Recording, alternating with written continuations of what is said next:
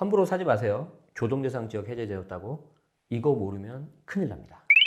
5분 투자로 10억을 아껴보자. 안녕하세요. 직방TV 절세의 신 제네시스입니다. 자, 얼마 전 11월 6일이었죠. 분양가 상한제가 1차 지정이 됐습니다. 서울 27개 동이 지정이 됐는데, 여러분들 분양가 상한제가 지정이 되면서 동시에 어떤 뉴스도 같이 나왔죠? 조정대상 지역이 일부가 해제가 됐습니다. 그래서 제네시스님, 이번에 저희 집이 조정대상 지역에서 해제가 됐어요. 해제가 됐으니까 좀 뭔가 변화가 어떻게 되는지 좀 알고 싶어요 라고 하더라고요. 쉽게 말해서 집을 좀 사도 될까요?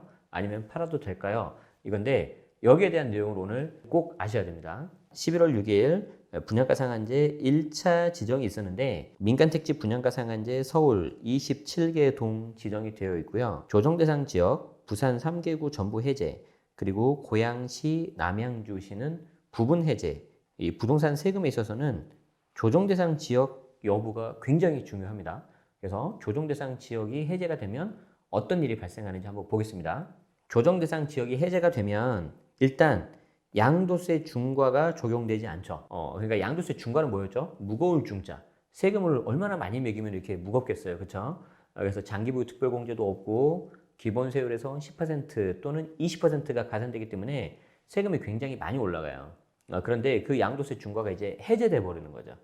왜냐하면 양도일 기준, 즉 주택을 파는 시점 기준으로 되기 때문에, 비록 어제까지는 조정대상 지역이었지만 내일 조정대상 지역이 해제가 됐다면 내일 팔면 양도세 중과가 안 들어가는 거죠. 자, 그렇기 때문에 장기부유 특별공제 받을 수가 있고요. 해제가 되면. 그리고 주택의 경우에는 1년 이상만 보유해도 일반 과세가 됩니다. 그래서 차익에 따라서 6에서 42% 세율이 적용이 되고요. 비과세 요건도 2년 보유만 하면 비과세가 되는데, 이걸 보자마자 이제 해제됐으니까 나는 2년 보유만 하면 되겠지라고 생각하시는 분 있죠? 이거 잘 들으세요. 2년 보유만 하면 비과세인가요? 예를 들어서 어디죠? 부산 같은 경우에는 전부 다 해제가 됐어요. 그래서 부산에 있는 어떤 분이 저한테 그럼 이제부터 2년 보유만 하면 비과세인가요? 저는 여기에 대해서 이렇게 말씀드리고 싶습니다. 미안하지만 질문이 잘못됐다.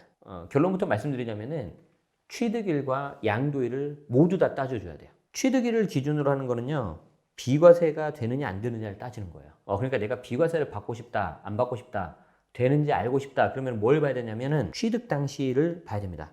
즉 부산 같은 경우에는 조정대상 지역 지정이 사실 이제 엄밀히 말해서는 8월 2일을 기준으로 해서 그 전에 취득을 하면 비과세를 받는 데 있어서 거주 요건이 들어가지 않았어요. 그렇지만 지정이 되고 나서 사면은 비과세를 받으려면 거주 요건이 들어간다. 자, 그런데 지금 부산 같은 경우에는 해제가 됐죠. 그러면은 11월 8일부터 2019년 11월 8일부터 이제 해제되는 게 적용이 요건 들어가는데, 11월 8일 이후에 샀다면은 보유예요, 거주예요? 보유. 만약에 이미 나는 11월 8일 전에 샀다. 그럼 어떻게 되죠? 11월 8일 전에는 조정대상 지역이니까 거주. 자, 그러니까 왜 제가 질문이 잘못됐는지 말씀드렸죠.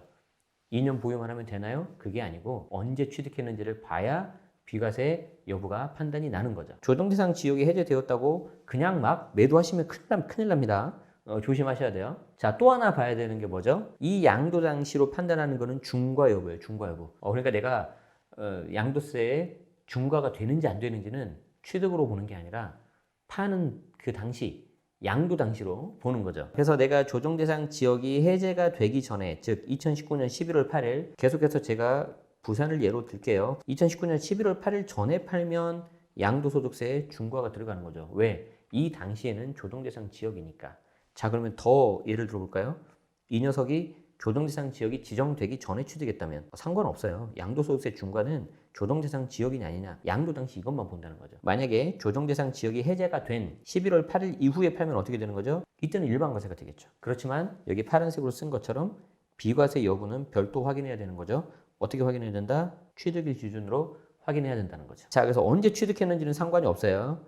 양도 당시 조정대상 지역이면 중과, 조정대상 지역이 아니면 중과가 아닌 일반과세, 이렇게 되는 겁니다. 자, 그렇기 때문에 여러분들은 이제 네 가지를 보셔야 돼요. 네 가지를. 자, 취득할 때 조정대상 지역 지정 전이냐 후냐. 전에 했다면 비과세를 받을 때면 보유, 후에 했다면은 비과세 받으려면 거주. 자, 또 하나 있죠. 양도할 때 조정대상 지역 해제 전에 내가 양도했다 그러면은 중과, 해제가 되고 나서 팔면은 일반과세. 이렇게 네 가지 케이스가 나오는 거예요. 취득할 때 두 가지, 양도할 때 두 가지. 2 곱하기 2니까 모두 다 해서 네 가지가 나오겠죠. 네 가지 경우가 어떤 건지를 잘 보셔야 되고요. 예를 들어서 볼까요? 내가 만약에 조정대상 지역이 지정이 되고 나서 샀어요. 그럼 어떻게 되죠? 비과세를 받으려면 거주를 해야 돼요.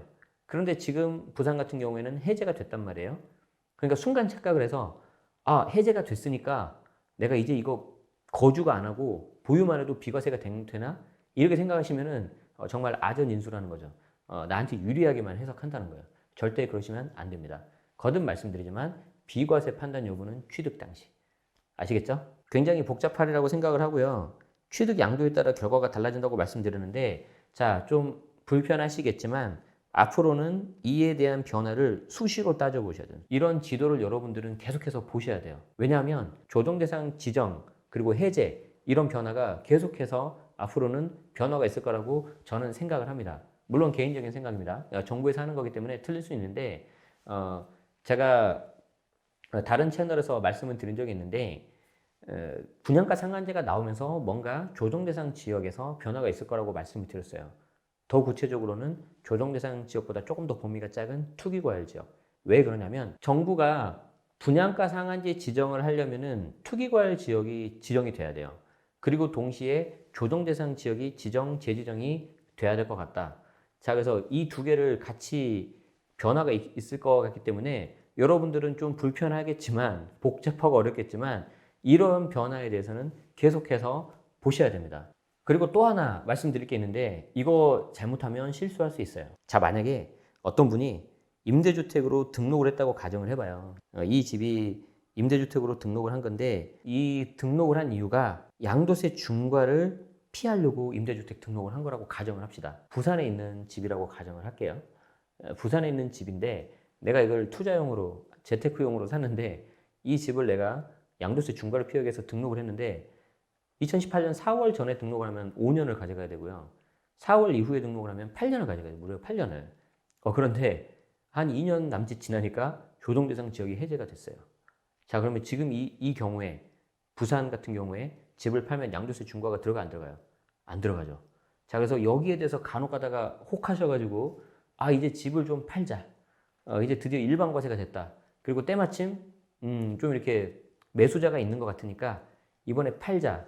자, 그때 조심해야 된다. 어떤 거 조심해야 된다? 여기 보신 것처럼 임대주택 등록을 했죠. 그리고 의무 임대 기간이 몇 년이라고요? 5년 또는 8년이라고 했잖아요. 지금 몇몇 분이 4년 아닌가? 민간 단계에 있으니까 4년 아니에요. 4년 아니에요. 5년 또는 8년을 안 채우는데 이때 팔아버리면 뭐가 나온다? 거액의 과태료가 나옵니다. 거액의 과태료. 무려 한 채당 3천만 원. 10월 24일 날 변경이 됐죠. 양도세를 좀 피하고 싶어서 이제 해제가 됐으니까 팔아버렸는데 뭘 깜빡했다? 과태료가 나오는 거죠. 그래서 조심해야 된다. 그럼 이 과태료를 안 받으려면 어떻게 해야 된다? 의무 임대 기간을 잘 지키시거나 아니면은 똑같은 주택임대 사업자에게 파셔야 돼요. 근데 이제 주택임대 사업자가 잘 나타나면 좋은데 그런 분을 못 찾으면은 좀 안 되겠죠. 그 부분은 저희가 다른 영상에서 또 한번 말씀을 드리도록 하겠습니다. 자, 조정대상 지역이 해제가 됐어요. 11월 8일. 딱 세 군데 있죠. 그 중에 한 군데를 좀 많이 가고 있단 말이에요, 지금. 그래서 어떤 목적으로 가는 거죠? 조정대상 지역이 해제가 되면 2년 보유만 해도 비과세야. 그리고 더 좋은 게 뭐죠? 대출 규제가 풀려요.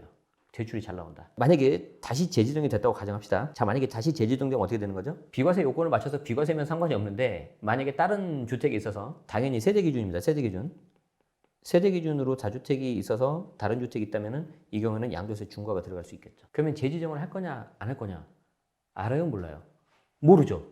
그런데 현재 정부 정책을 쭉 보면 얼마 전 청와대 정책실장님도 그렇고 국토교통부 장관님도 그랬지만 계속해서 수시로 시장을 들여다본다고 하셨거든요. 그래서 추가로 필요하다면 얼마든지 재지정 또는 추가 규제를 내놓겠다 이렇게 말씀을 하셨기 때문에 염두하시고 좀 하시는 게 제가 봤을 때는 맞다.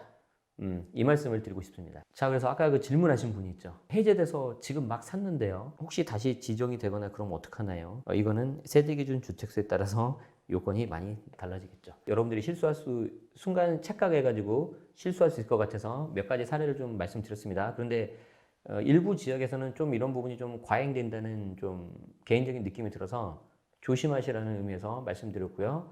오늘 영상이 도움이 되면 좋아요와 구독도 함께 부탁드리겠습니다. 계속해서 관련 영상을 올려드릴 테니까 알림 설정까지 하시면 더 좋을 것 같습니다. 자, 지금까지 직방TV 절세의신 제네시스였고요. 고맙습니다.